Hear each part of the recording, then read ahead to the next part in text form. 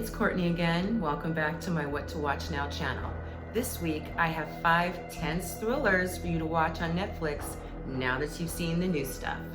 Please subscribe, like, and hit the notification bell so you're alerted to the new videos I upload every Friday.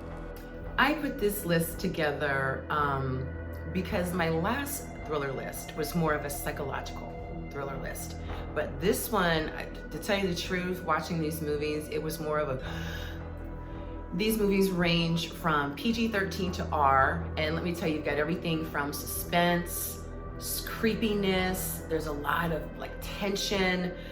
You're definitely gonna watch each of these movies and there's gonna be scenes where you might catch yourself holding your breath. I know I watched a few of them and I was so taken aback or taken into what was happening in some of the scenes where I was staring at the TV and I had to kind of catch myself and sit back like, girl, close your mouth.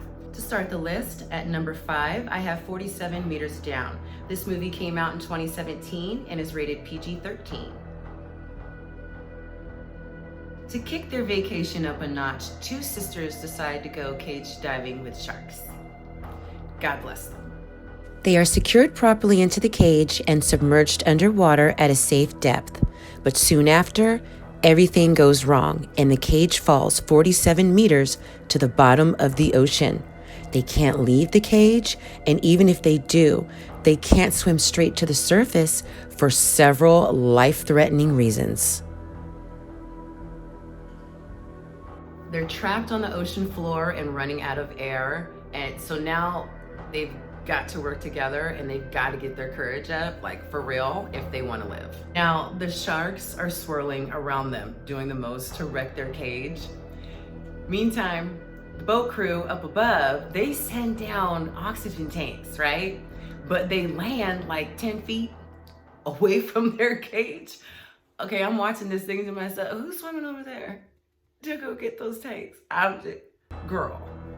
Okay, this is a tense thriller. Okay, I cannot say that enough. When you're underwater and you're in this type of situation, okay, I can't stand situations like this. I really, really can't. All right, just get these sharks away from me. I mean, what in the world? Like, how is this fun? You are on vacation, okay? Y'all, they paid money for this. But see, this is one of those little movies you could find easily, like on the Sci-Fi Channel. It's good for a watch. It really is. It's at number 5 for a reason. But it was decent. I enjoyed it. I was invested in it. Heart got racing a little bit. Didn't know if I was gonna get out of it. You know, I'm a good swimmer, but I was worried about myself. So yeah, I would definitely give it a try. Next on my list, I have number 4, and that's Vantage Point. This movie came out in 2008 and is rated PG-13. Okay, you guys, the president has been shot. I don't know. Did you see what happened? Did you see where it came from? Did you hear the shots? I mean, literally, what happened? The president's motorcade has arrived to the square and he's begun his speech when all of a sudden he's shot. Now you have the news crew, the Secret Service, innocent bystanders and tourists all running around trying to figure out what's going on and what happened. Someone somewhere must have seen the truth of what happened and who did it. We're all right here. We all see the same thing, but for some reason, everyone has a different version of what they saw.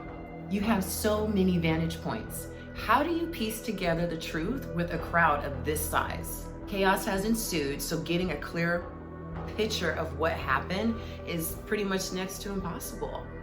Or is it? Everyone focused on so many different things. You have to rely on your memory as well as whatever footage you can find in whatever form you can find this footage to help work this one out. This is a great thriller. It's fast-paced, non-stop action. It's a really good story. And once it's pieced together properly, you won't believe the truth. Halfway through the list, we have number 3. The movie is The Taking of Pelham 123. This movie came out in 2009 and is rated R. A group of men hijack a subway train full of people and bring it to a stop in the tunnels. The city has 59 minutes to get $10 million to the drop-off before they start killing the hostages. The leader of this crew will only deal with one man, Denzel. the head of rail control. Denzel Washington plays Walter Garber, who knows all the ins and outs of the railway system, and now he has to think fast and keep his cool with the hijackers because their leader is crazy to say the least, and this madman operates on a very short fuse. In this movie, John Travolta does his very best crazy. I haven't seen him act this crazy since he was in that movie Broken Arrow with Christian Slater. You remember that one. Whatever happened to Christian Slater? You've got Denzel Washington, you've got John Travolta. Let me tell you something. This is a good one to watch, okay? You're not gonna waste your time. There's a lot of action, I really enjoyed the story. I had no idea of what was gonna happen. I had never seen this one before. So I was shocked. I was actually shocked that I watched it so many years later and it was like, oh, this still held me. Doesn't feel like an earlier, in the 2000s movie. This actually plays well for now.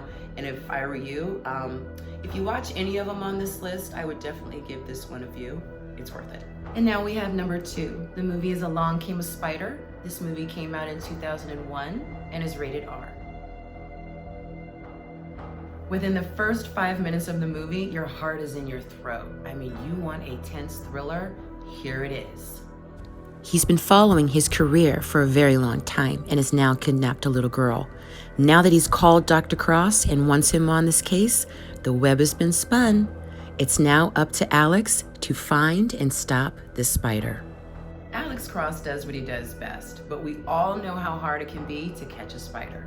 For me, this one is a classic. I've always liked it. And Morgan Freeman as Alex Cross, he really makes these movies. This movie plays like the great read that it is. Definitely give this one a try. And my number 1 tense thriller on Netflix is What Lies Beneath. This movie came out in 2000 and is rated PG-13. Claire and her family have just moved into a new home. She and her husband have also just dropped off their daughter at college. So now that they're empty nesters, she has a little bit more time to focus on herself and her marriage. Now that's when strange things begin to happen to make her second guess her perfect life. Claire's new home is slowly beginning to terrify her. The radio starts playing on its own, the front door won't stay closed, and the same picture keeps falling off the wall and breaking. Is she imagining all of this? Or is something horribly wrong in her home and no one will believe her? I love slow, spooky movies like this. You curl up on a rainy day or like a cold, dreary day, and this one is perfect. This one is a murder mystery, ghost story, and haunted house thriller all in one. Harrison Ford plays his part perfectly. And Michelle Pfeiffer, you almost feel like you're in the movie with her. You're searching and finding things in the house that you're not supposed to know about. Creepy situations keep happening to you, but only when you're home alone. This is definitely a good, tense thriller. It's gonna draw you in. I was getting Hitchcock vibes. I was getting feels from the movie Cape Fear. I really enjoy watching this one, especially like when I'm home alone. Call me crazy, I'm like that. Because you do become invested and it pulls you in and you feel like you're in this mystery with her, trying to figure this out, trying to make sense of what's going on. Nothing is what it seems. You're being called crazy, and that's kind of why I like to bring up the Hitchcock thing, because not only is there kind of signs from Gaslight in this one, but also Psycho, okay? Because this movie does turn. It goes somewhere that I wasn't expecting. It was great. It's at number 1 for a reason, and I know that you're gonna love it. Thank you so much for taking the time to watch my video. And if you liked it, please take the time to subscribe and hit the like button down below. And also leave me a comment in the comment sections letting me know which genre you'd like to see me do next. Until next week.